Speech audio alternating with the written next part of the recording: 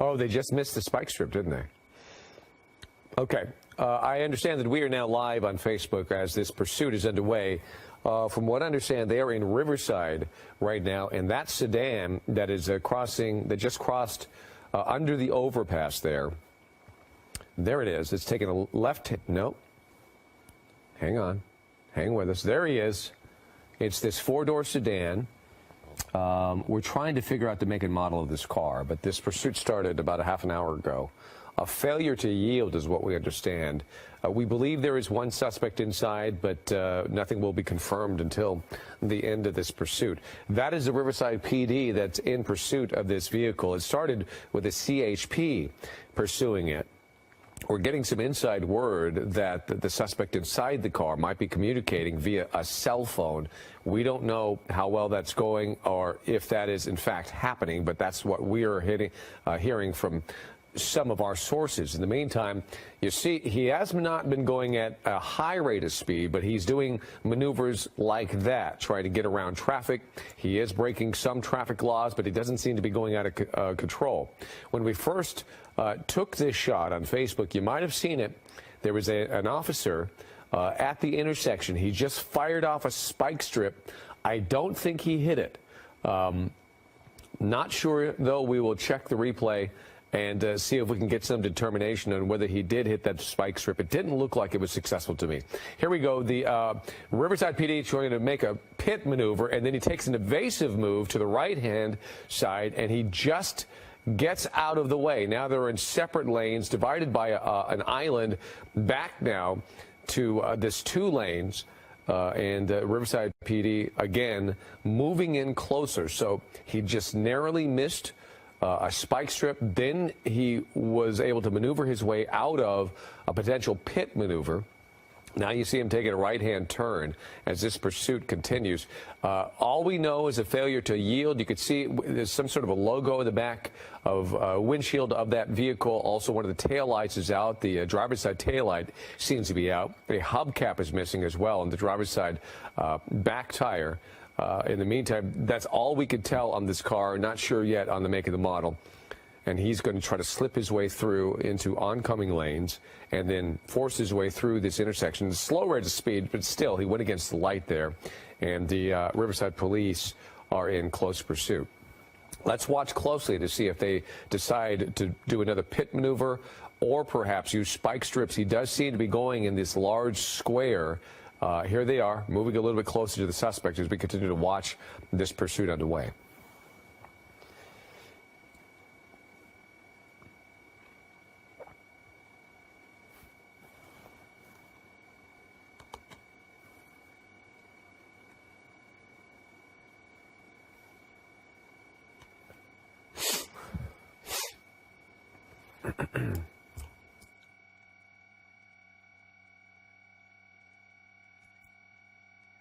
Oh, was that a spike strip?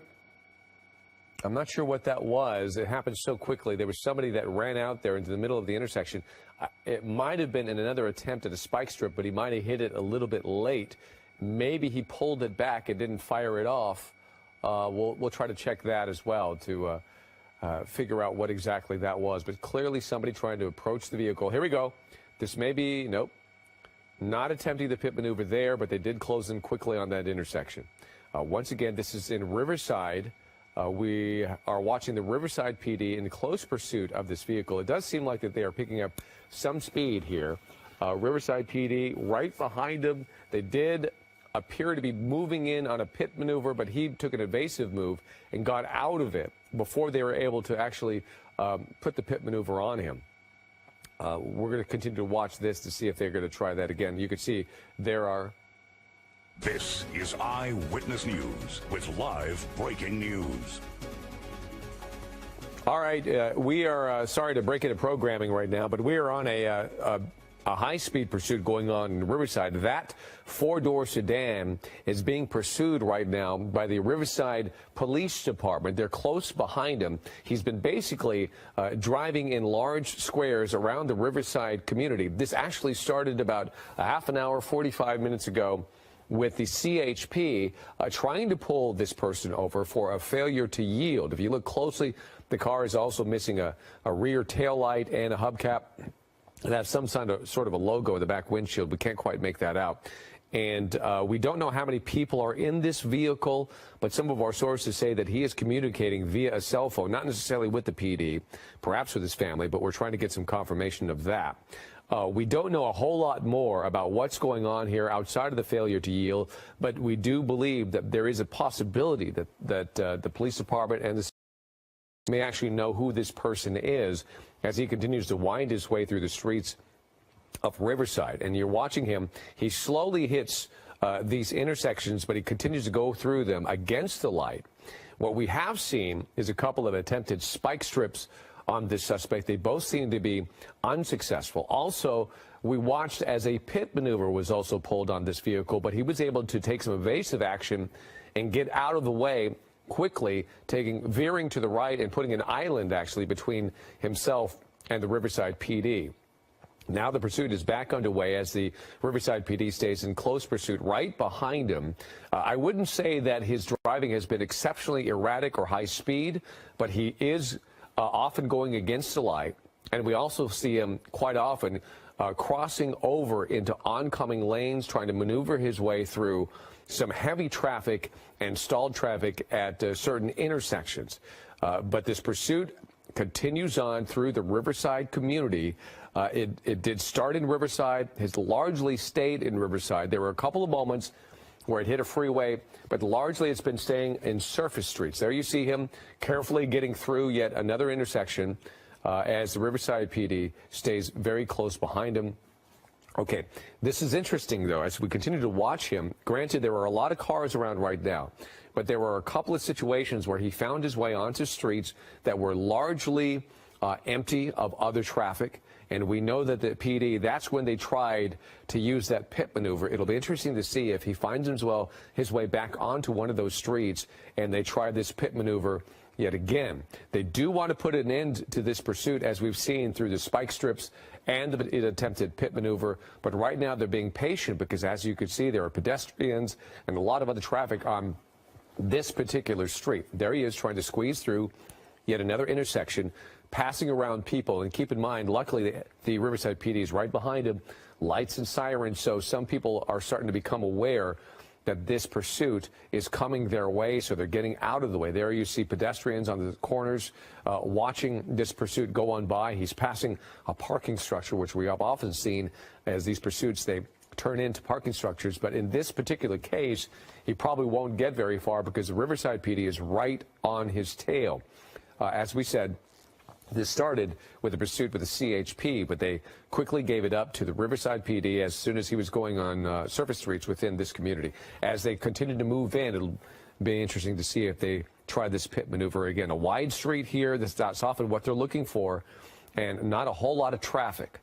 So let's continue to watch.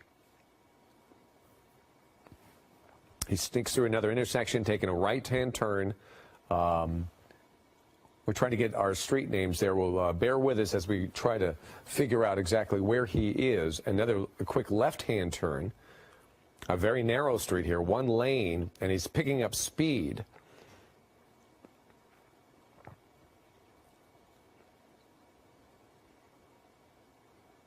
As far as we know, we can't confirm it, though, but we believe there might be one person in this vehicle. At least that's what the suspicion is, but you can't confirm that until the end of the pursuit. As we continue to watch this sedan here, we're going to show you some video from earlier on. As this is just a few minutes ago. Watch closely. He's going to come into oncoming lanes as he sneaks through an intersection.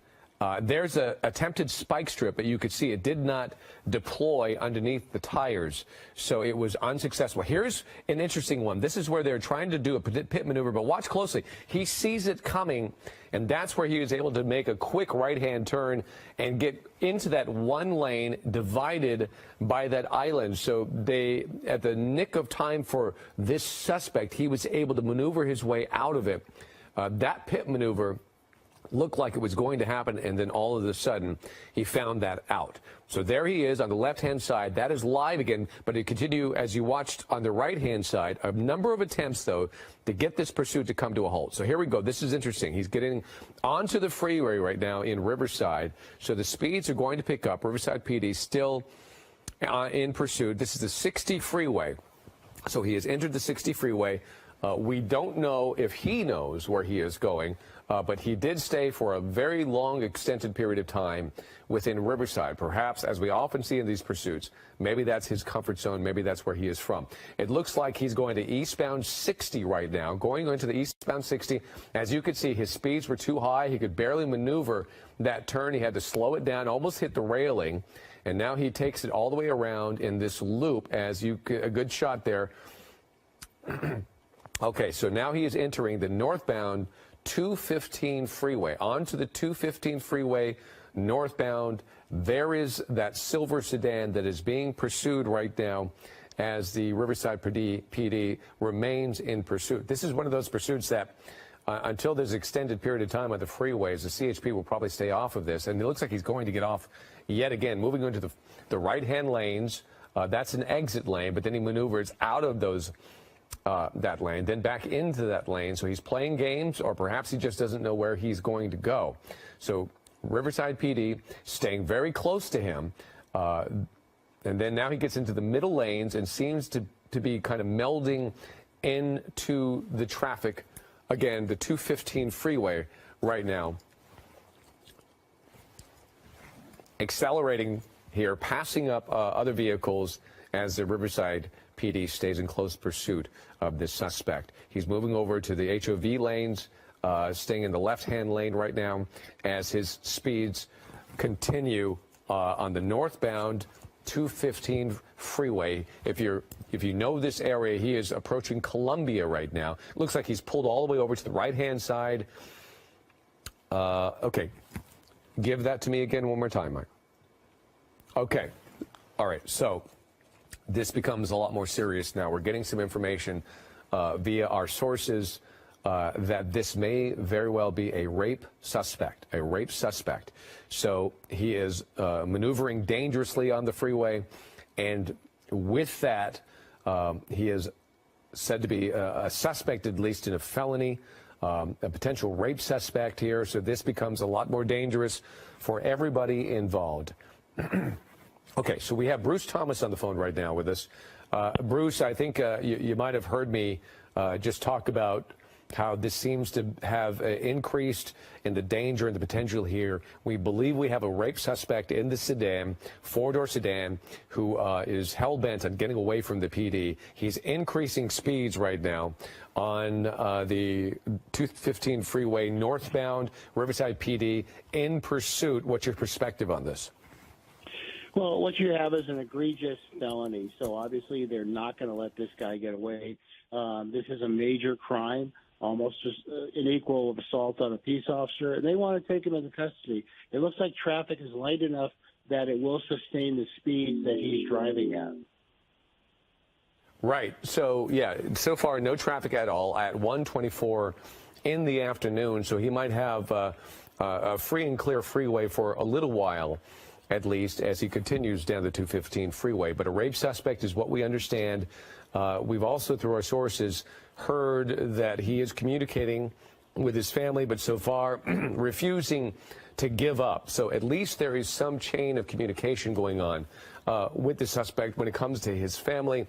But if he is a rape suspect, Bruce, that really increases the stress level of what's going on here, and the fact that we don't even know. He may be a suspect, he may be a multiple offender, and he may say that this is it, he's not going to go in.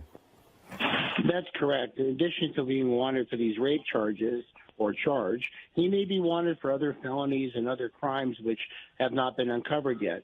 But in this case, you've got the units that are in pursuit. They are going to keep a perspective on him. Riverside PD is going to want to take him into custody safely for everybody involved. The fact that he's communicating, if he is, that's a good sign. Obviously, they'll get a hold of the PD, and hopefully they can resolve this peacefully.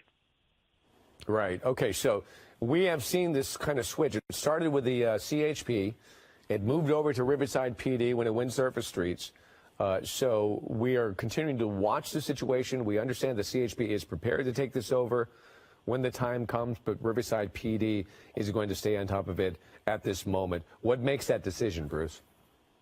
Basically, the officers and the watch commander involved in the pursuit, as they get further outside Riverside PD's jurisdiction, and the fact that they stay on the freeway for a sustained amount of time, they'll turn it over to CHP as they have the resources to do the handoffs. All right, so we are continuing to watch this pursuit. You could tell by the way he is passing up the other traffic on the freeway. He is going at an accelerated rate of speed, much faster than everybody else. They're also seeing the lights and sirens of the Riverside PD behind him. Michael in the booth, from what we understand, we're still in Riverside County. We are now in Highland. Okay, so we moved over to Highland. He's been on the 215 freeway for a few minutes now at a high rate of speed. So he's left Riverside. We're now in Highland as this pursuit continues. I'm still trying to figure out the make and model of that vehicle. Nevertheless, a four-door silver sedan. The back tail light is out on the driver's side. This started, from what we understand, as a failure to yield. At least that's information that we're getting. Perhaps it was more than that from the very beginning. We just don't know. So as we continue to watch this, Bruce, in a law enforcement standpoint, so you know this is a potential felon inside this vehicle. He is not giving up. Do you make the assumption he could be armed and dangerous? Yeah, you always treat it as a high-risk assaultive suspect. In this case, if he is armed, even if he's not, they'll do the traffic stop or felony stop, as it's called, by the numbers. They'll have lethal and less lethal weaponry ready. If there's a canine that can get involved in the pursuit, they'll use all the assets to take this guy into custody. Okay. He is on, he has exited the 215 freeway onto Orange Show, from what we understand, in Highland, Orange Show.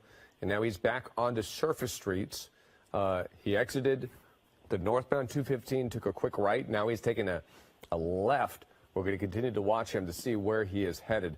He may not really know where he's going. It looks like he's wandering back into the lanes going straight. So he doesn't take that left, goes through the light, and continues straight on this two-lane street right now. It looks fairly wide open. Is this one of those types of streets where you'd use a pit maneuver? You would use a pit maneuver on a street like this, ideally, if the speeds are slow enough to do it. Obviously, with a pit maneuver, you want to be able to spin the vehicle out, let it lose traction, let it become disabled, and then the police cars can box them in. What we've seen is the police getting more and more aggressive as far as boxing the vehicle in. Okay, so he's northbound on Arrowhead right now, northbound on Arrowhead in San Bernardino. So he has now entered San Bernardino territory as the Riverside PD stays in close pursuit of him. These pit maneuvers are so interesting, Bruce. They almost pulled one off on him, and at the last second he was able to kind of squeeze his way to the right and maneuver his way out of it. But it goes without saying, pit maneuvers can be extremely dangerous because you have a car flying out of control, and obviously that has to be a huge part of the consideration.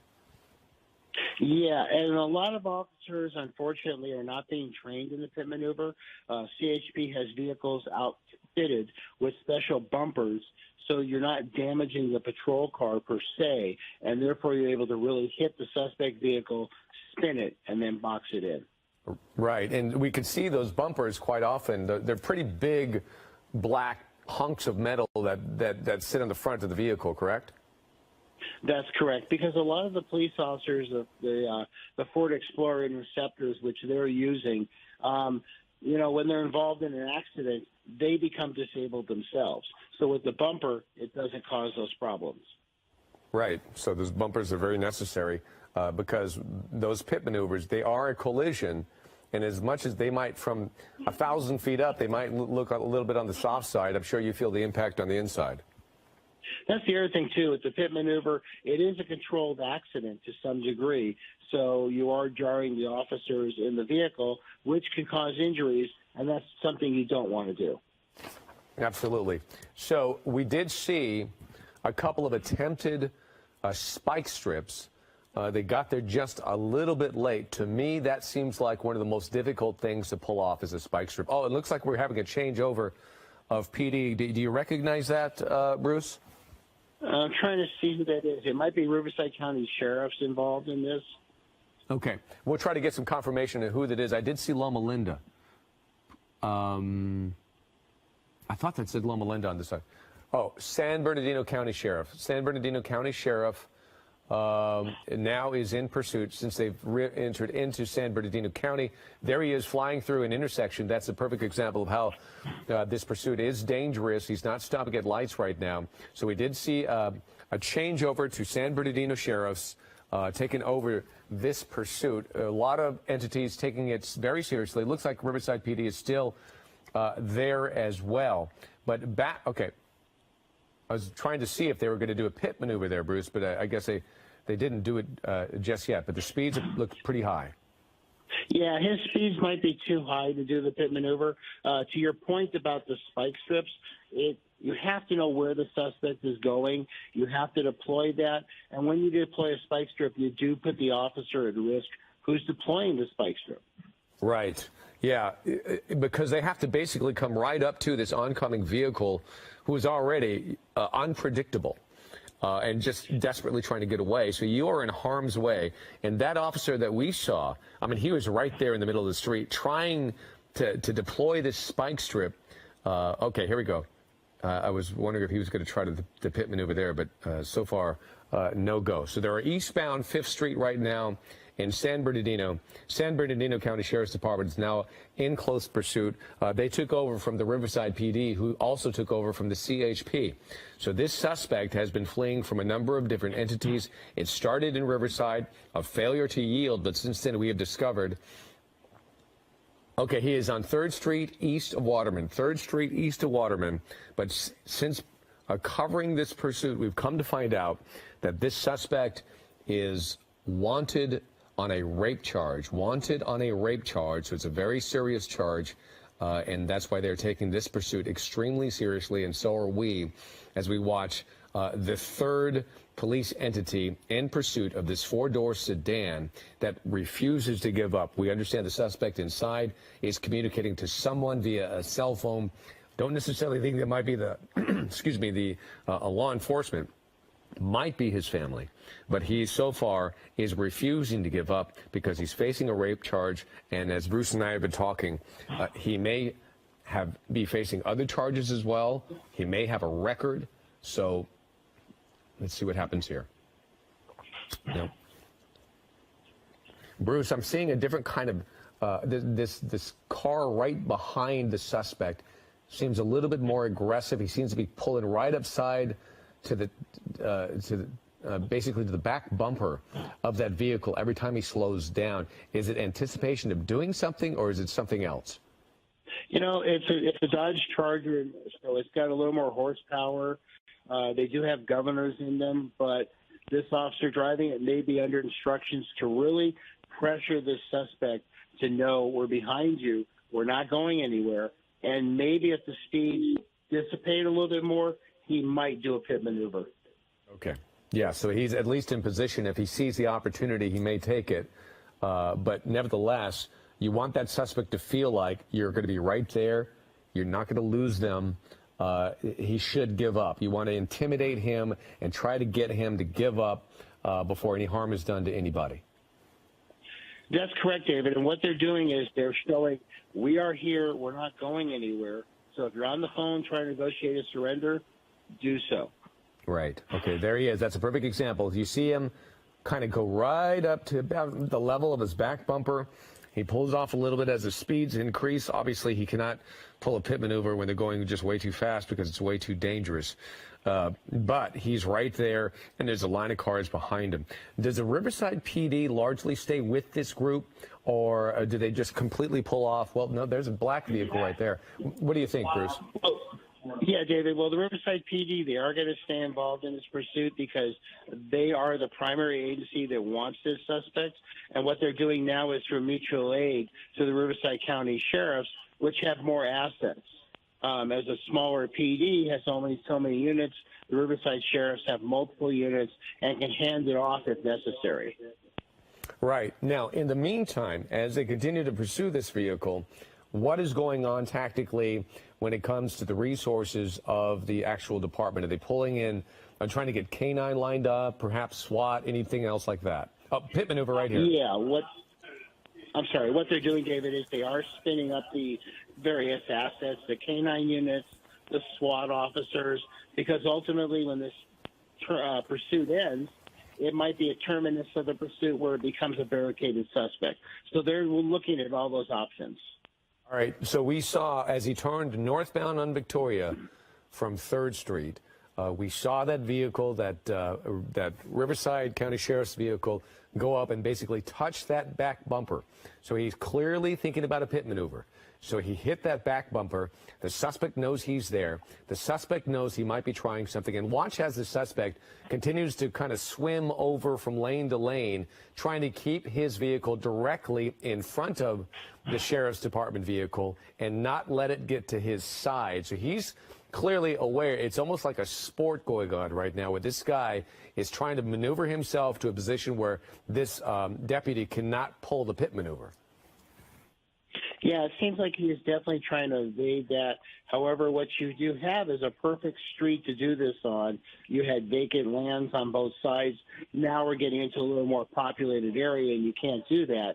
But ideally, this is a wide open street except for the cars. Right. We have seen some pit maneuvers that are close calls, and that's why I say it is such a tricky call. We've seen vehicles go out of control, flip over on their side, etc. Once you hit that vehicle, you hope the inertia does not take that vehicle into somebody or something to create the proper lanes. I don't know. But this is getting extremely dangerous, and there you see them moving at a high rate of speed into oncoming lanes. Yeah, I was just going to call with the Mondo. All right, so we have been watching this pursuit for a little while now. A better part of an hour this pursuit has been underway. It started as a failure to yield in Riverside. Here he is pulling in to a parking lot. So he's really limited in where he can go. I'm not sure if he even knows where he can go. But beware. I'm not sure if there's any parking structures in this particular area, but certainly there are a lot of pedestrians and there are a lot of civilians that are there. So it's very dangerous right now. He's being very careful, slowly going through the parking lot. There's somebody getting into their car right there, driving through this parking lot. Not sure if this was his intention. He might be just looking for any possible way to get away. So as he continues to wind his way through, one more time. There he goes, pit maneuver right there. Turned the car just a little bit, didn't disable it, didn't hang it up on anything, but certainly, okay, one more time here. Another tap. The car's back end goes out just a little bit. There looked like a deputy trying to pull a spike strip, and there are officers. Okay, officers are right on him, and there seems to be somebody. Maybe that's a family member. Clearly, that's a family member trying to get her out of the way, and they got him. Okay, so that was as fast as I've ever seen, Bruce. He drove right into officers, but he also saw a family member, what appears to me, at least in what it looked like to me, perhaps a family member. It got him quickly out of the vehicle. And this is probably not protocol, but it did advance the situation quickly for everyone involved. Yes, it did. Obviously, this family member was in communication with him, and once they pitted him and he went in that parking lot, it seemed it was a foregone conclusion that this was going to end very, very peacefully. Bruce, thank you so much for your help. It ends at Highland and Victoria. We'll continue to get more information on who this suspect is and what he's wanted for.